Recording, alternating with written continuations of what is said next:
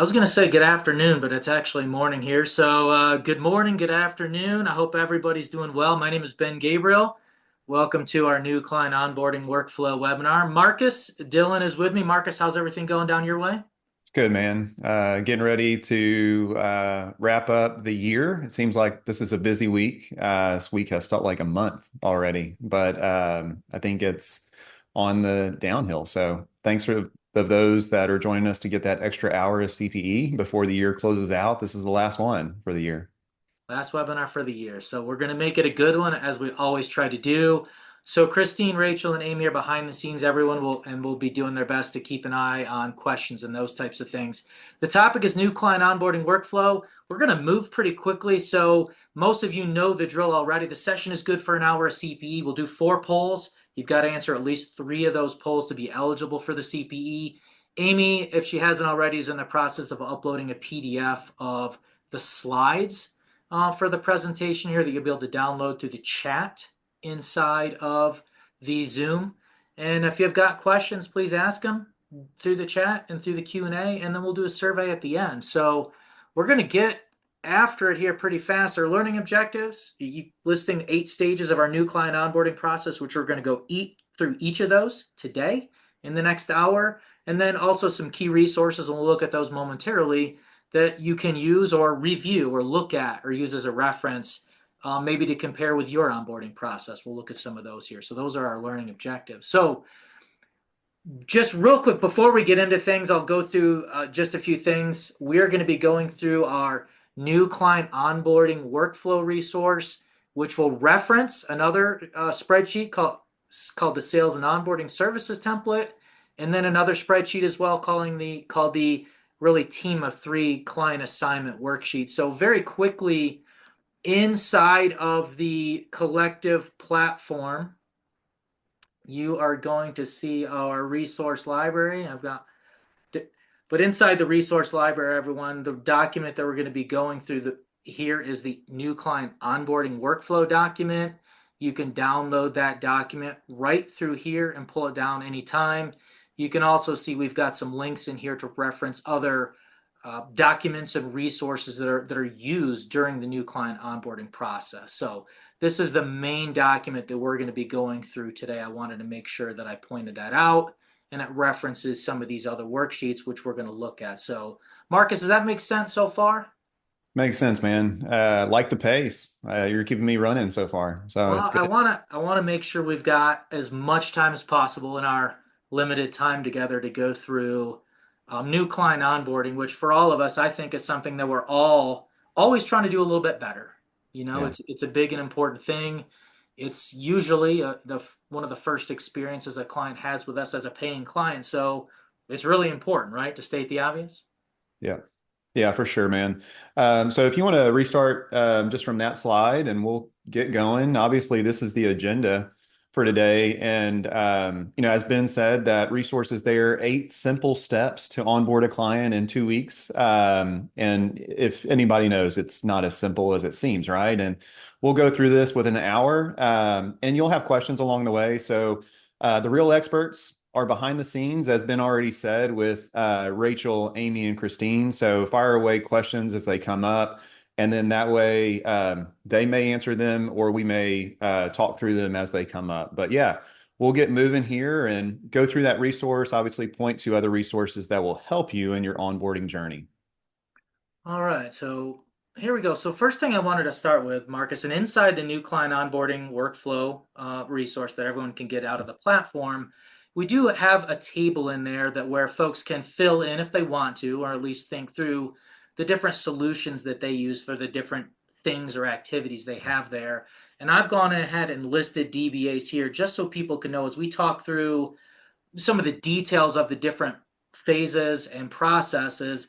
These are some of the technologies that we're using. So, do you want to highlight anything on here, or just I want? No, I think overall, this is really helpful for firms, regardless what tech you use. Like it doesn't have to be similar to ours. You don't have to be a TR shop or a Canopy or anything like that. But it is helpful for you to kind of create this guide to supplement your onboarding, especially if you're inviting others into that onboarding journey with you internally.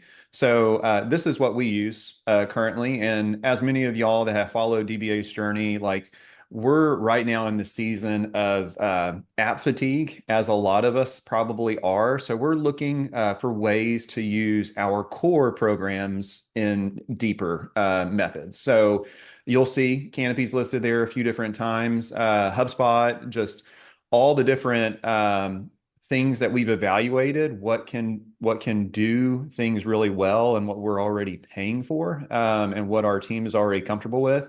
And then a big one to point out is obviously Microsoft. So what is in the Microsoft Office 365 stack?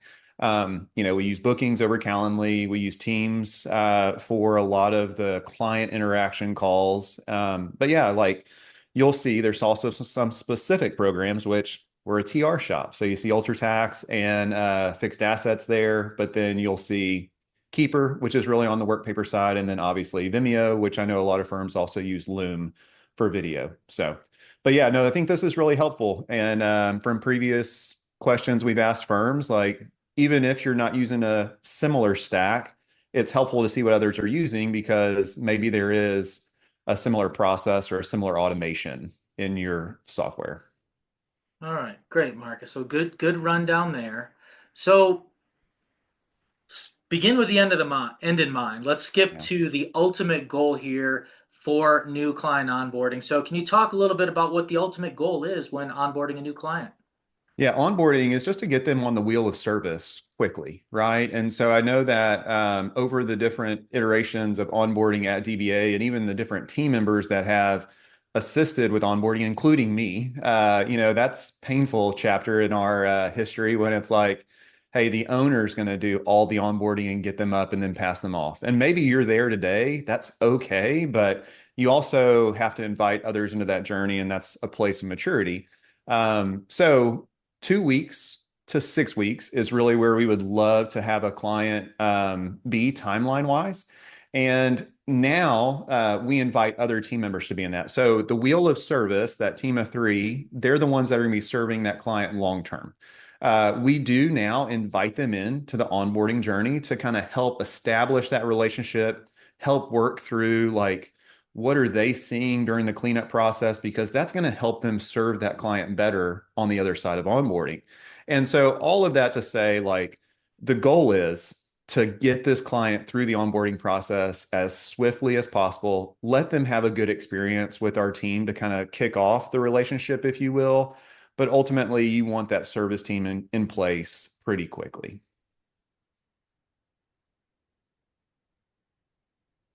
So as I think this is a great slide here, Marcus, and we're starting with some best practices. Before we really go through the process, some things that we've learned or we would recommend to improve onboarding for the team or improve the process overall. We've got four of them listed out here. Can you kind of talk through how each of these makes onboarding more smooth? Yeah, so even if you go back to like onboarding starts during the prospect phase or during the sales phase, having your standard service offerings and packages, like how are you serving that prospect or that future client moving forward? It's better to have that identified than just the approach of, hey, anything you need, we'll help you do. I think that's a approach of a lot of businesses and professional service advisors. So I think standardizing these has been really helpful for DBA.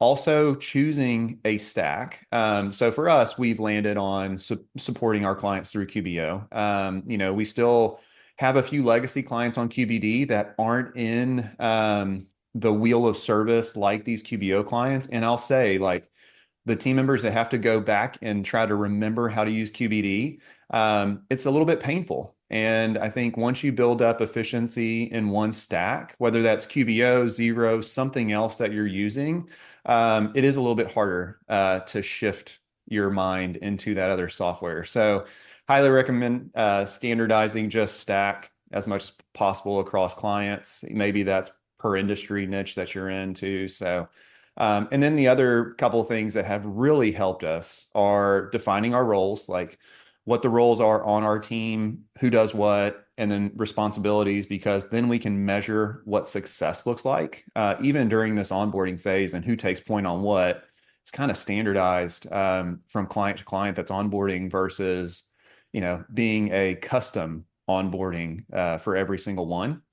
And then communication is super key throughout the whole process. And I think different levels of communication because you have different levels of team members who are involved in this. So we'll talk a little bit about CFO's role in onboarding too, and how they support the team, but how they can have some of those really strategic conversations sooner with the client and help kind of buffer the team to help them get some of the cleanup done and take pressure off of them by inserting themselves into the relationship and the conversation. So these four things are the best practices, right? This is something that we have learned along the way, and we learned these the hard way. I will say that. So hopefully, if you're just starting this and looking for ways to improve your onboarding process, this is some of the hard work to figure out first, and then onboarding will be much, much easier of a process. Live and learn, Marcus. All right, I'm gonna do our first poll here, everybody. If I can. Poll number one.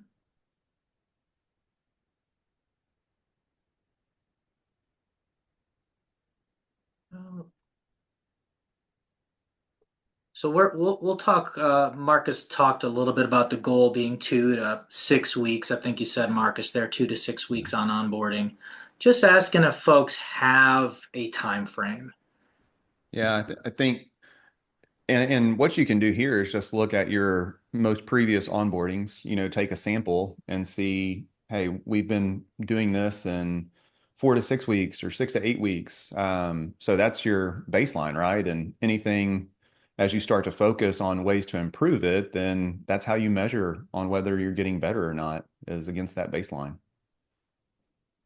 All right, I'll leave the poll up for just another moment or two. If you haven't voted, please vote. All right, I'll close this poll up. We'll have 3 more polls, everybody. So here are the results. Well, kind of, I mean, these were the 5 options that I listed, but kind of folks split out a little bit in terms of if they have a time frame or not. So, okay. And I think that's good.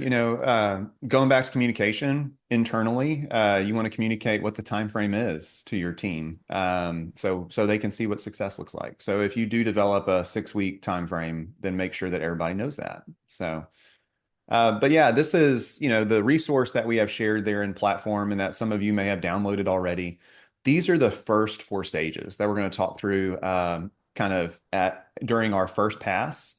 This really begins with prospect phase, and I always get in trouble there because like that's mostly Rachel during that prospect phase. I'm involved a little bit, so I have to really make sure I watch what I say to make sure it aligns with what Rachel really does, or I could get in trouble. So that prospect phase is very important. Obviously, that's truly the first point of contact with the team and the firm, including Rachel, and then you go all the way through client one, initial setup, to the SOS meeting. So this is really breaking down kind of that first phase is the work that really it takes before you get into the books to start working on the client and the actual onboarding, which some of us may assume like onboarding doesn't start until you actually open up the QBO file and start like moving things around. So for us, these steps really happen throughout that process. And then, so the next slide, Ben, is just those next four stages. And that kind of kickoff meeting, which we'll go into a little bit, is very important for a few different reasons. As some of y'all may know, we actually bonus out based on the time frame with onboarding. So that kickoff meeting is pretty crucial, and the team looks forward to that because that starts the clock of that 2 week goal. And then you go into the other kind of portions, with stage 7 really being probably what most practitioners think about. Like that's your onboarding, right? Like that's when you're rolling up your sleeves, getting into the file, moving things around, kind of recoding some things. And that's just one of the 8 steps. That may be a very big step that takes a lot of the time, but it's just one of 8. And then that last one, onboarding complete. How do you know, or how does that team know and the client know that they are out of onboarding, that they are on the wheel of service. So we'll talk through each of these stages and go at a pace that's pretty swift, as Ben's already laid out, but we want to make sure we cover all eight, and then get you on your way to hopefully celebrating the holidays. All right, so far so good, Marcus. So thanks for laying out stages 1 to 8. Like you said, we'll take the balance of our time here today and we'll go through each of the stages in a little bit more detail. And so I think this will prove valuable and we'll get into the details really as much as we can. So Marcus, as the slide said, we'll kick off here with stage 1. And in the bottom right corner of the screen, everybody, I've got the blue section that has the stage on it. So if you're trying to figure out where we are in the process, you can look on a couple pages on the slide here. But Marcus, stage 1, prospect phase, take it away. Yeah, so this is like a qualified lead has come in, right? Like whether it's through your website and they filled out like a contact us page, or maybe it's a referral from a client. But this is where, the sales conversation is truly happening. So that SOS notes template, Rachel actually starts to fill that out and take notes on that prospect, because that's going to be used throughout the journey as well. That's available for download over in platform too, if you want to, kind of build upon it or just use it as is. But as we've kind of mentioned before, owners, which Rachel wears an owner hat, owner's time, about 60% of it really should be used business development wise. So Rachel is an appropriate person to start having some of these conversations with prospects. And if you have a sales team on your side, they would also be a part of this process. So even though you may see firm admin, it may be another role in your team, but for us, that is Rachel. And she's really gathering information, seeing if they're a good fit, really putting them through the filter of ideal client or not. And she's doing a few different things. Like she's great at that, but then also she has the availability to do that. So it protects other people on the team from maybe giving away technical advice to a prospect and getting in trouble by saying the wrong thing without knowing the whole situation, which I'm guilty of. I'm sure a lot of other people that are watching this are guilty of. And you give away a lot of knowledge, but it also could come back to harm you if you don't know the whole situation and you gave away some recommendations. So this is that process. I'm also involved in this process because I help verify the pricing and the package and service levels that a prospect really should be on. So when Rachel does, get that client data and we get that securely via Canopy, then I'll go in and review it, with a technical hat, and I'll make sure what they've told Rachel is actual, that they are current on their tax return, all the fun stuff that they've mentioned, and there's not any missing pieces that we need to ask for. It's, you open up a 1040 and all of a sudden there's 10 K1s that you have to go look for. And do you own those businesses, and are you expecting us to, do those returns as well? So that's what the technical hat will sometimes find out. And then we'll report back through the firm admin. So all of that is during this phase 1. And the other kind of the big piece is like we really firm up price, right? So we've got pricing on our website, what it would be typical in a very clean environment, but it's always a little bit custom. There's few people that are as clean as you would expect for your website pricing. So we're just confirming that, making sure that what Rachel has been told or heard during the prospect phase is actually going to match the level of service that we want to provide to that client. And we produce, essentially a quote through HubSpot, and then that goes to the prospect to review. And there's a few other conversations that may happen to walk through that quote. It just depends on how many touch points Rachel may have. So during this prospect phase, Rachel, as like the sales leader, she may have 2 to 3 conversations with a client from, different lead, really just filtering them through the lens of ideal or not, and then helping gather information, kind of talking through the quote, and then answering any questions before that engagement letter is signed and their first, whether it's onboarding and first month, is actually paid and ACH or paid with credit card. Okay, so stage one, that's a lot of sales process there. And then that, of course, then if you go forward with the client, right, Marcus, that takes us into Yeah. stage two. Yeah, so client signs engagement letter, you ring the bell, right? For some of those sales organizations that celebrate that new client win.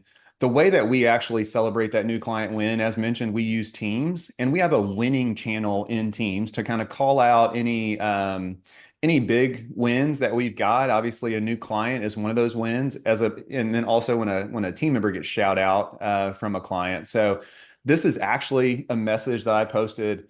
I think back in October is when you pulled this, but just celebrating with the team. Hey, we've got a new client that's going to be served. And then we actually give a little bit of background, not as much as we have in that SOS document to share with the team of three, but we share a little bit with the team so that they can be thinking like, hey, this is how that came in, whether it was a referral or through website.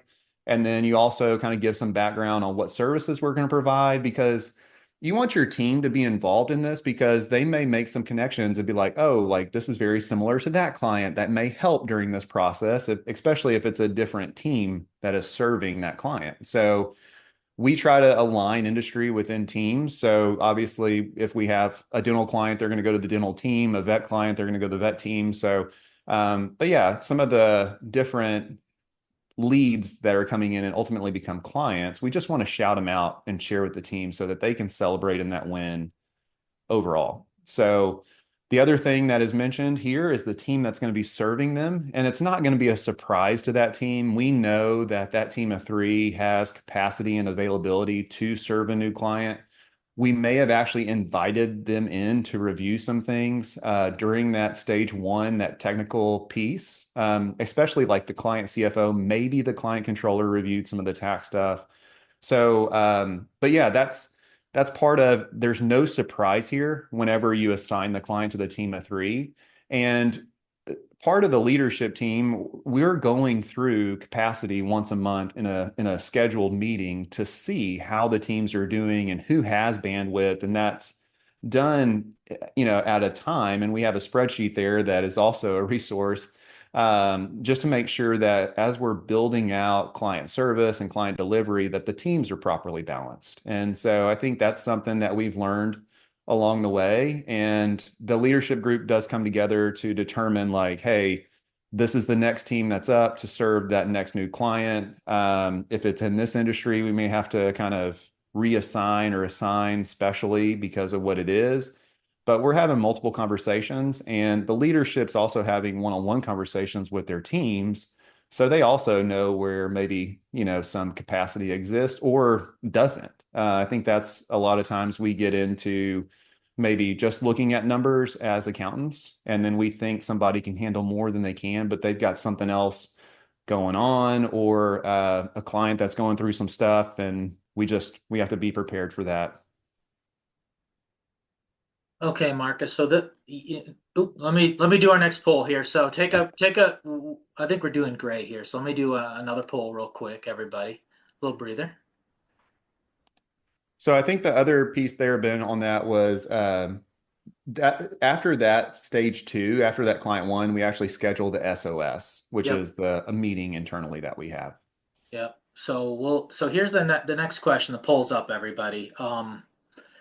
Before a client starts onboarding with a firm, do you have any kind of internal meeting to discuss the client? And I've got a few different options listed on the screen here. We'll let folks take a few seconds and vote.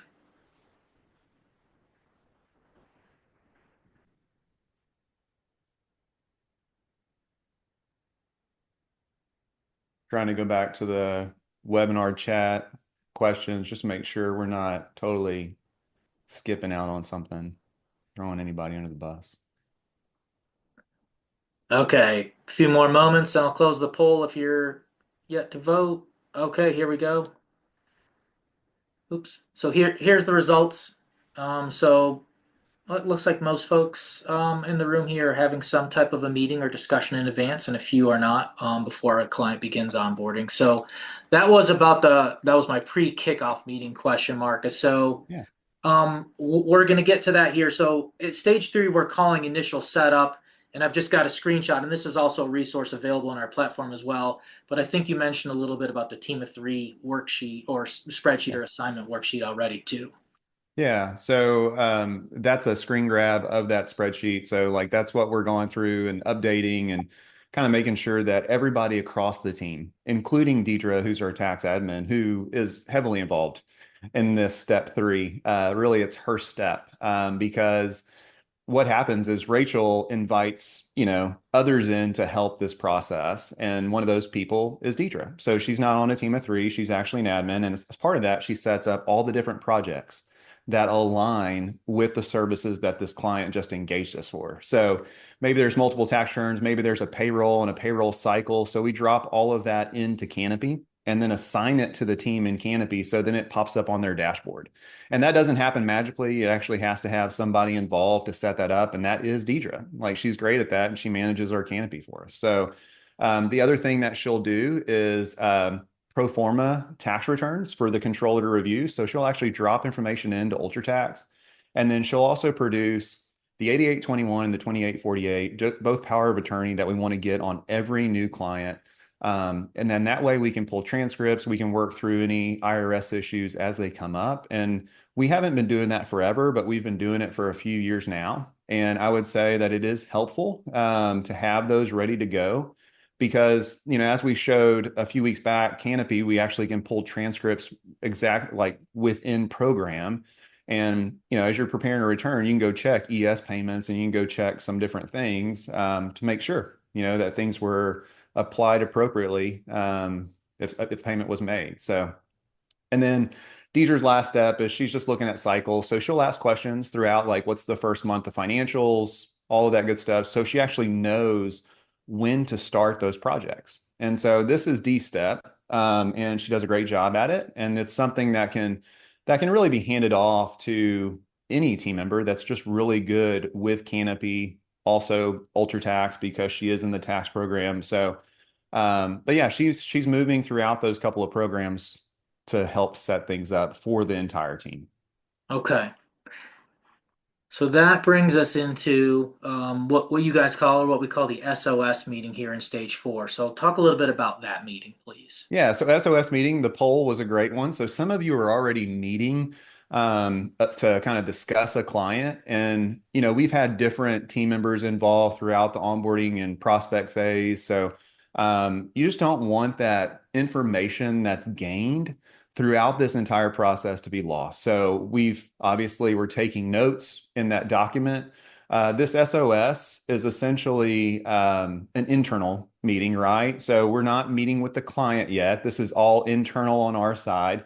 And it does include, as you can see there, so it'd be Rachel, Deidre, and that team of three. So maybe five, maybe six folks if I'm involved and I'm not on the team of three that's receiving the client, but I helped review some of the technical stuff on the front end, on the pricing. So, 5 to 6 folks on this one. And it's really helpful because that entire team, they're taking maybe what was shared in that winning channel and that post, and we're going a lot deeper. We're saying, hey, that this client is, a neighbor of Leslie's or they're a referral from Dr. McCaskill. It's one of those things where you are going truly deeper and kind of giving the full story. And then also Rachel and maybe myself, we're adding some, hey, they're working through this. Maybe it's a succession event or an associate they want to bring on as a partner. Like we're going to be working through that and up to that over the next few years. Just knowing their goals helps align the team overall to see how we can serve this client best. And then from a team perspective, the team of threes, they are really just listening, asking questions, making sure that they feel really good before they're introduced to that client. And they're able to maybe even poke around and review. We've already got access to their QBO file if we're not setting one up. So they can actually go in and look at some things. They can go in and look at the tax returns, get to know the family, so to speak. And then that way, maybe there's conversation in that first kickoff meeting, which we'll get to. That helps just solidify a better working relationship with that client. Great, Marcus. And then we also have just a screen grab up everyone from the project management system, and you can see the onboarding tasks is expanded. You can see the subtasks that are a part of there. So we're also tracking part of that onboarding through the project management system as well. Yeah, and we want automations turned on throughout that to where, automations within product like Canopy, it's as you close maybe October's financials, that November automatically repopulates and that automation exists. So I think those are the other things to kind of keep in mind as you're building this out. What can you kind of set up as far as rules are concerned to populate and kind of reload the projects as you serve this client? Okay, so we've done stages 1 to 4, everyone, and we're now on to stage 5 here. Just had the internal SOS meeting there with the internal team. So Marcus, that brings us to stage 5, the pre-kickoff meeting. Yeah, so this is client controllers really reviewing that client information. And the kickoff meeting really hasn't happened. That's with the client, right? So as mentioned, like the team members can get in. They see the working file for the SOS notes. They're asking questions. So maybe, if you think about that SOS meeting, which is sales onboarding service, right? So that's what SOS means. It's just one of those clever acronyms that we put together. So on the other side of that SOS, the controller, they're kind of rolling up their sleeves and saying like, okay, I'm going to be serving this client going forward. I really need to get comfortable with who they are and what they need. So the client controller will actually go in, do a little bit more digging, bring in the CSM, bring in the CFO if need be. But much like Deidre had that step 3, this is really the client controller's step. They're also inviting others in or checking things, but they're really getting a grasp on compliance. They're getting a grasp on what questions to ask in that kickoff meeting with the client. Because as mentioned, onboarding clock has not yet started because onboarding clock starts with the kickoff call. So if we've got an incentive to onboard a client within 2 weeks, all of this can be done prior to that incentive. And if that team of 3 is going to, share a 50% onboarding bonus for that client, they're working as much as they can to try to get to know that client ahead of that call. And then what's really been cool is within the last 6 months after kind of rolling out that incentive, the client controller and the team come into that kickoff call really with some recommendations already. So they may say, hey, we've reviewed your chart of accounts and your QBO. We really want to move it over to our industry specific chart of accounts to give you better insight into your financial information. So I think those are some of the cool things that we've seen because now we're inviting the whole team into share into that onboarding bonus. Great, Marcus. So really, like, D, tax administrator owns, one of the steps, in a way, and also client controller has a lot of responsibility here. Is that fair? It is. And even if you've got a small team and you don't have a tax admin or you don't have a client controller and it's just different stages of you can wear all these hats, right? So it doesn't have to be just a big team with all these different roles. Like, if you're a client CFO and maybe you've outsourced CSM and client controller, like both of those, and you figured out how to do it, you could kind of lead some of these conversations directly as a client CFO. It would be wise of you to figure out how you can delegate a lot of this stuff as a CFO or a partner. But, where you're at, where you're starting, maybe this is you taking it on, learning it, and then teaching others how to do it. All right, take a little bit of a breather, Marcus. Let's do our third poll, everybody. Man, I feel like we're running. It's good. Yeah, I think we're at a good pace, and I think Rachel, Christine, and Amy are keeping an eye on questions and Yeah. everything. And I think my Apple Watch is asking me if I'm taking a run or a workout right now. how's your pulse? Yeah, it's good. We're good Okay, to go. you need to check. All It's right. it's a good way to end the year, man. It's good. All right, this is the third poll, everybody, and I'm just asking a little bit about an onboarding project. A second ago, just had a screen grab from the project management system there showing some tasks for a client, and one of those tasks showed the subtasks that we have in the system for onboarding. So you can tell we're tracking some of that work inside of the task or project management system. And just asking if you do that. if you have an onboarding project or an onboarding task in your system. Yeah, and we've actually set up, the onboarding task in Canopy for each new client because then that tells me the timeline, how long it's going to take. And that last step in that onboarding project is pay onboarding bonus, right? So, like, I know that the team, if they qualify, if they onboard a client within 2 weeks and they get 50% of that onboarding fee, they're going to want that last step actually done. All right, I'm going to close the poll up, everybody. And here are the results. So about half do have an onboarding project or task in their system. Some doing it in Excel and then tracking it in both areas, and then a few that don't. So a little bit across the board here in terms of how folks, maybe keeping an eye on an onboarding project. So, okay, Marcus. So here's where we are now. We are now to maybe a lot of this has been leading to this point, right? Yeah. So a ton of work and preparation has been done in advance, but now we're on to stage 6 where we're having an official kickoff meeting with that new client.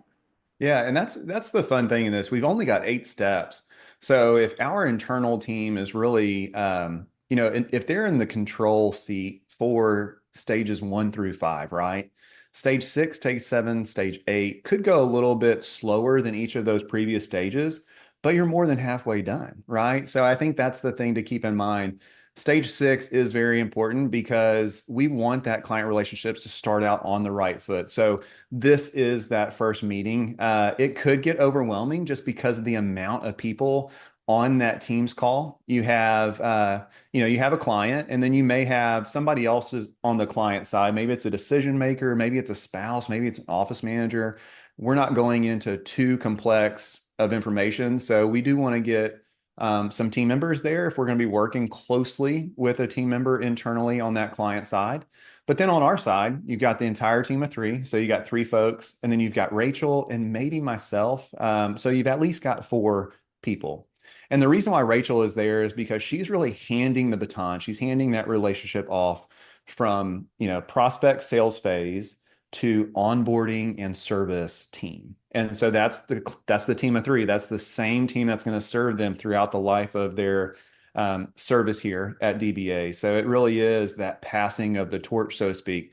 Rachel's not going away, but she's there as a support, but she's not going to be the one answering questions about QBO or tax strategy or anything from that point forward. So it really does provide a good break and a good handoff.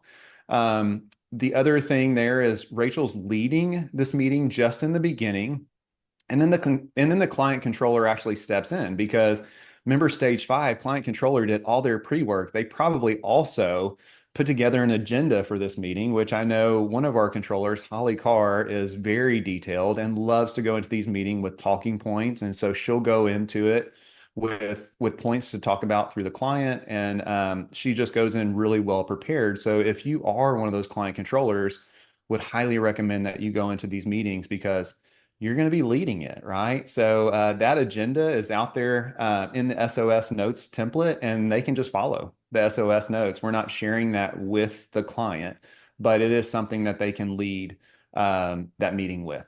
So client controller is kind of taking the ball, making sure that everybody on the team is also introduced and able to speak. Client CFO is there to support the whole team, but then if maybe some strategy needs to be discussed, that client CFO can actually provide buffer to the team to actually start onboarding and say, hey, let's touch base after this call. I'm going to send you my calendar link so we can talk about your succession plan or some of the big rock goals that are really the reason why they, as a prospect, reached out in the first place. So client CFO can do that, and they can do that for their team so that their team can roll up their sleeves and get that client onboarded and get them onto the wheel of service like we've promised. So after that meeting, really important, the client controller, as far as communication goes, which is so important, that client controller emails out the client's kind of recap and any additional information that we need to request, any approvals that weren't done during the meeting. Maybe there was an approval done, like you can totally go crazy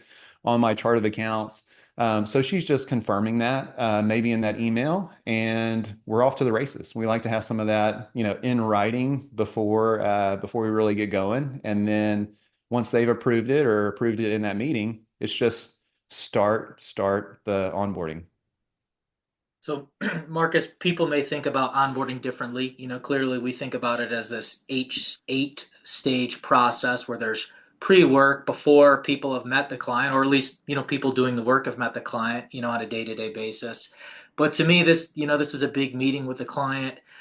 I imagine it's different, but how long do these meetings typically take? Typically 30 minutes. So it's a quick meeting, right? It's a good pace. If it goes over a little bit, that's fine. But obviously, our clients and prospects are very busy people. They may not have a lot of time to dedicate. And as you can imagine, getting people like five people's schedules aligned is very hard to do. So we try to make this a very brief and just efficient meeting. And that's why I did mention, like, if the client CFO needs to come in alongside and kind of take things out of this meeting and have one-on-one conversation with the client, that's a more appropriate place to do that versus having five or six people on a call, and where it should just be a one-on-one after.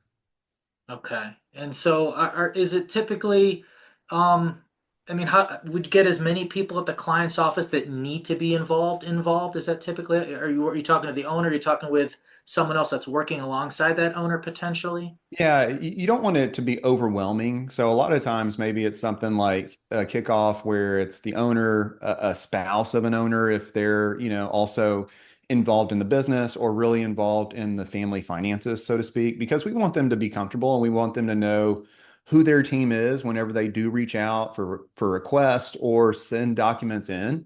And that's another, big talking point is that CSM, they're going to be taking point on maybe some payroll and gathering of documents, asking questions throughout the month about charges. And we want them to know that person's name. We want them to actually have met them and then feel comfortable with, oh, who's this person asking about this charge on my credit card? I've never met you.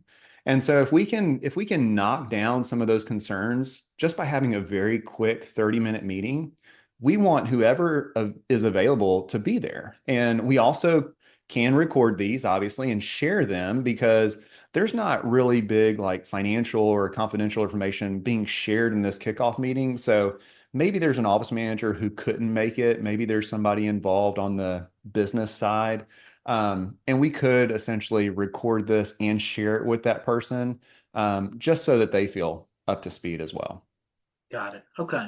Okay. So have the kickoff meeting, client gets introduced and team gets introduced to each other. That's awesome. And then, after that, that brings us to the clock has started, right? Clock started, man. The race is being the gun went off, right? So this is where that onboarding timeline, if we're shooting for 2 weeks, if we're shooting for 4 or 6, that's where right after you hang up, then we're off to the races. Okay. So this brings us to what we call stage seven, internal onboarding. And you alluded to this at the beginning where there's a lot happening in here, right? I mean, this Yeah. is quote unquote onboarding. Is that fair? This stage seven is what most people would consider onboarding. And, as mentioned, we've got a couple of different resources there. The SOS notes template, is there throughout the process. But then we also provide this resource where it's just an overview and it actually works through who's involved, the role, which that was one of those four best practices, right? Like kind of identify your roles, who does what. If we wouldn't have had that, like this would be a much different process. But where you could start is if you didn't have those roles, you could actually identify like who on your team's taking point on this for each onboarding. So maybe that's initials for you in the beginning if you don't already have those roles set up. But you can totally take this and it just walks you through what our process is, and you can modify it to be your own. But this is a pretty intense checklist. And I see you did a screen grab there. We can't do the whole screen Yeah, grab I because I it brought is. I brought up here it is. Here's all of it. I Yeah. kind of did two pieces to it, Marcus. Yeah, so this is just keeping people kind of aligned and moving them throughout the onboarding process, what we've identified as success, just making sure nothing gets dropped along the way. And if you have questions about, who takes point on what specific task, then you can kind of look back at this. And this checklist right here, everybody, is part of that worksheet that we've looked at a few times. I don't just one of the different tabs in that SOS worksheet there. So a lot of the information that we've talked about or note areas and things like that is contained in that SOS worksheet. Is that right, Marcus? Correct. Yeah. And this is not going to walk somebody through how to reconcile a bank account, right? Like we are assuming that we have taught our team, our CSM, our controllers enough to do that, right? So this is truly the checklist for onboarding. And some of these steps may be big steps like chart of accounts assessment, cleanup, all that good stuff. But that's where there is some freedom and some flexibility within these steps, even for delegation. So, like a client controller or a CSM may work together because they do want to onboard this client quickly. That they may work, hey, I've got some time to do this step, even though you're taking point, I can jump in and do it. Like we see a lot of teamwork like that during this onboarding phase. Okay. So that's stage 7, what we call internal onboarding, Yeah, working through. and that's a big like we can't say that enough. Like that is a big stage. Yes, sir. Okay. So getting all of this work done through that process, ultimately that's going to bring us to stage 8, completing the process. So what does that look like? Yeah, so stage eight, and when Deidre asked in that stage three, right? Like, what's the first set of financials that we're doing? And maybe Rachel clarified that, and maybe we align kind of the onboarding and everything like that. So let's say someone just came in the door and we're kind of here, are we going through October and issuing October? Or are we doing November? If they were to come in today, we would be asking those questions.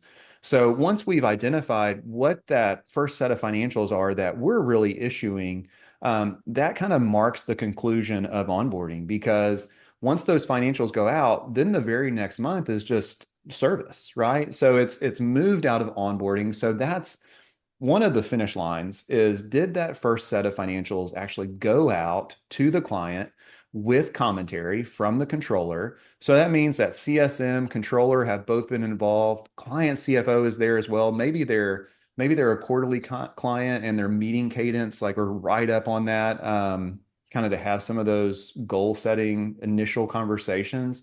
So that client CFO picks up the ball immediately after that client controller issues it, but all of that then starts service. So if you break it down from sales to onboarding to service and look at just onboarding as this 8-stage process, this final stage, it is done after that set of financials goes out. So and then there are those projects that are set up in our practice management software, and then the client controller marks it that hey, those financials went out. There's also a monthly financial project that aligns with that first set, but you do have onboarding and you have financial close, for that month. So you would actually have two projects that first month because onboarding, you only onboard someone once, hopefully. If they come back and have a lot of different changes or want to change things up, maybe you can upsell or cross sell a different kind of consulting project to work through whatever they want to change. But we want onboarding to be surgery, right? If we're going to correct some things, we really want onboarding to be that process. If they've got accrual slash cash accounts and they are a cash basis client and you're only supporting those cash basis financials moving forward, then you need to address those accrual accounts during onboarding. Because if you don't address that and those just kind of linger and hang on, then they're on financials that you're issuing. And all of a sudden, you're not doing cash basis anymore. You're doing this hybrid method. And maybe they didn't engage you for that. So anything that you can do prior to these financials going out, the cleanup, make sure that they're clean and you're taking responsibility for them going forward, that is all marked as concluded with this. And as part of it, the client controller does send out, hey, here are your financials. And I think we have a screen grab from that email that a client controller would send and just say, hey, this concludes onboarding. And that's important for a few different things because if something comes up and it was like, oh, 6 months after the fact, like, why didn't y'all catch this? And it was like, we didn't know where to look. Like you had this whole other QBO file for this real estate entity you told us nothing about. Hopefully that comes up during onboarding so you can address it and then it's not surprised later.